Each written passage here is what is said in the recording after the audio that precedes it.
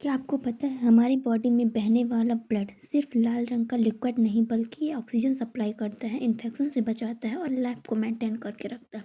आज सिर्फ 8 मिनट में वे ब्लड का पूरा कॉन्सेप्ट A to Z समझेंगे, एग्जाम पॉइंट और मेडिकल यूज के साथ। चलिए आपको ज़्यादा समय ना लेते हुए वीडियो स्टार्ट करते हैं।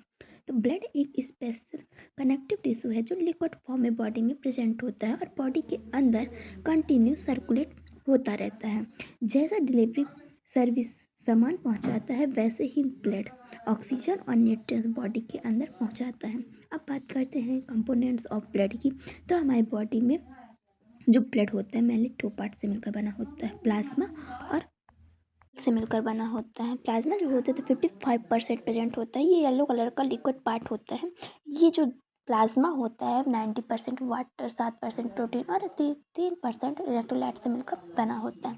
प्लाज्मा प्रोटीन कौन कौन से होते हैं तो 3 प्रकार के होते हैं। एल्बुमिन होता है, फाइब्रिनोजेन होता है, ग्लोबुलिन होता है। एल्बुमिन जो होता है प्लाज्मा का 60% पार्ट बनाता है और ये ऑस्मेटिक प्रेशर को मेंटेन करके रखता है। अगर जो एल्बुमिन होता है कहीं किसी भी टिश्यू में कलेक्ट हो जाता है तो ओडीमा की कंडीशन जनरेट होती है। इसका फॉर्मेशन लीवर में होता है। अब बात करते हैं फाइब्रिनोजेन का। तो फाइब्रिनोजेन जो होता है इसका भी फॉर्मेशन लीवर में होता है। ये प्लाज्मा का 4% पार्ट बनाता है, ब्लड क्लॉटिंग में इंपॉर्टेंट रोल प्ले करता है।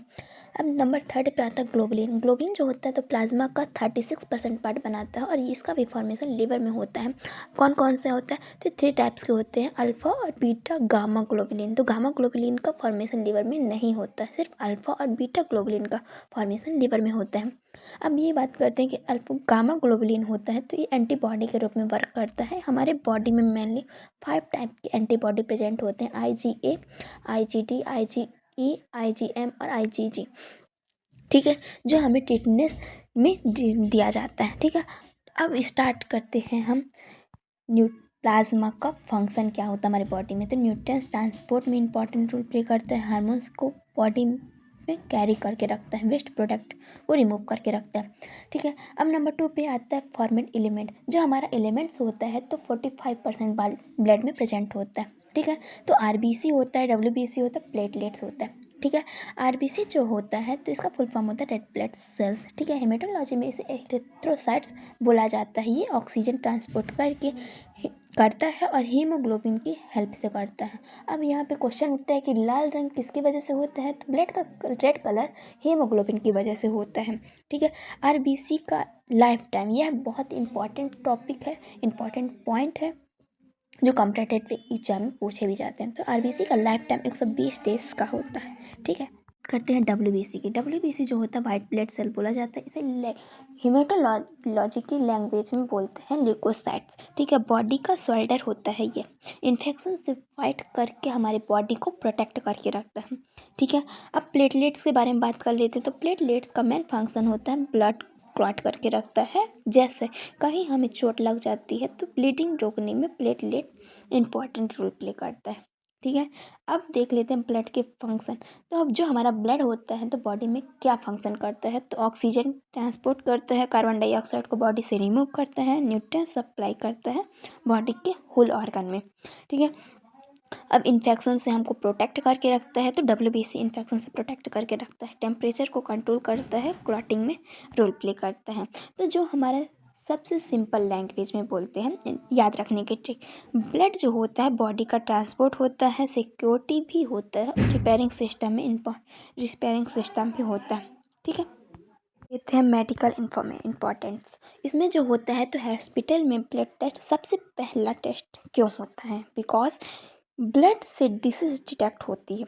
यानी कि यह ब्लड टेस्ट होता है तो ब्लड से हर सारी डिसीज़ का पता लगाया जा सकता है। जैसे हीमोग्लोबिन का लेवल डिक्रीज़ हो जाता है तो एनीमिया होता है, WBC का लेवल इंक्रीज़ हो जाता है तो बॉडी में इन्फेक्शन होता है, प्लेटलेट्स जो होता है इसका लेवल डिक्रीज़ हो जाने पर डेंगू हो जाता है और शुगर डिसीज़ डायबिटीज़ की कंडीशन को जनरेट करता है। ठीक है, अब देख लेते हैं हम इम्पॉर्टेंट डिसऑर्डर। अगर ब्लड नॉर्मल ना हो तो डिसीज़ हो सकती हैं एनीमिया, लो HB होने पर एनीमिया होता है, WBC हाई हो जाने पर ल्यूकीमिया होता है और प्लेटलेट्स लो हो जाने पर थ्रोम्बोसाइटोपेनिया की कंडीशन जनरेट होता है।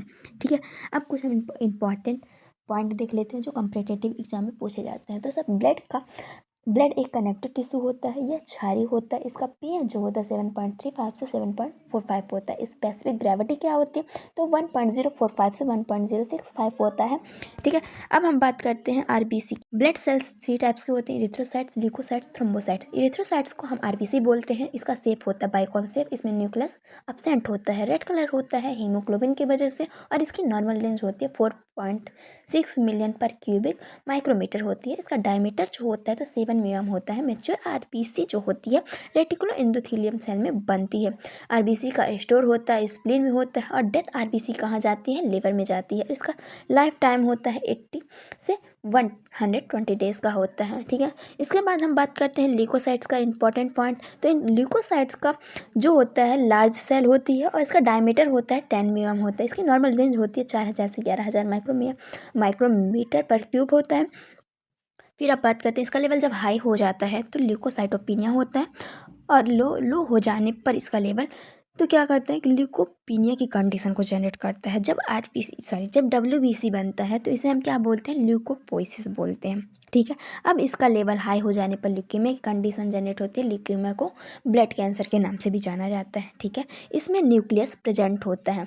ठीक है, लार्जेस्ट डब्ल्यूबीसी होती है तो मोनोसाइट को बोलते हैं largest WBC, smallest WBC lymphocytes को बोलते हैं। अब इसके टाइप्स के बारे में बात कर लेते हैं। तो इसे 2 टाइप्स में डिवाइड किया जाता है, ग्रैनुलोसाइट, ए ग्रैनुलोसाइट। ग्रैनुलोसाइट जो होता है तो 3 टाइप्स के होते हैं, न्यूट्रोफिल्स, इओसिनोफिल्स, बेसोफिल्स। ठीक है, न्यूट्रोफिल्स में क्या होता है कि डब्ल्यूबीसी का 60 से 70% पार्ट बनाता है। इओसिनोफिल्स जो होता है तो 1 से 6% इसमें प्रेजेंट होता है। बेसोफिल जो होता है 0 से 1% होता है। अगर इसका लेवल इंक्रीज हो जाता है तो हमारे बॉडी में कैंसर हो सकता है।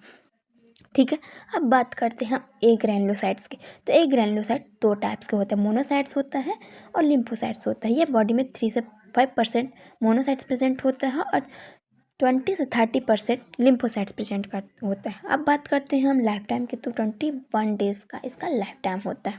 ठीक है, अब लास्ट पॉइंट आता है थ्रोम्बोसाइट्स। थ्रोम्बोसाइट क्या करता है, तो ये ब्लड क्लॉट में इंपॉर्टेंट रोल प्ले करता है। इसका फॉर्मेशन बोन्स मैरो में होता है। इसमें न्यूक्लियस एब्सेंट होता है। ठीक है, यानी कि आरबीसी और प्लेटलेट्स में न्यूक्लियस नहीं पाया जाता है। ठीक है ना। अब इसका लाइफ टाइम क्या होता है, तो लाइफ टाइम 5 से 9 डेज का होता है। इसका लेवल हाई हो जाने पर क्या होता है कि थ्रोम्बोसाइटोसिस की कंडीशन जनरेट होती है। ब्लड एक कनेक्टिव टिश्यू है, प्लाज्मा सेल से मिलकर बना होता है, और आरबीसी डब्ल्यूबीसी प्लेटलेट इसका मेन पार्ट होता है।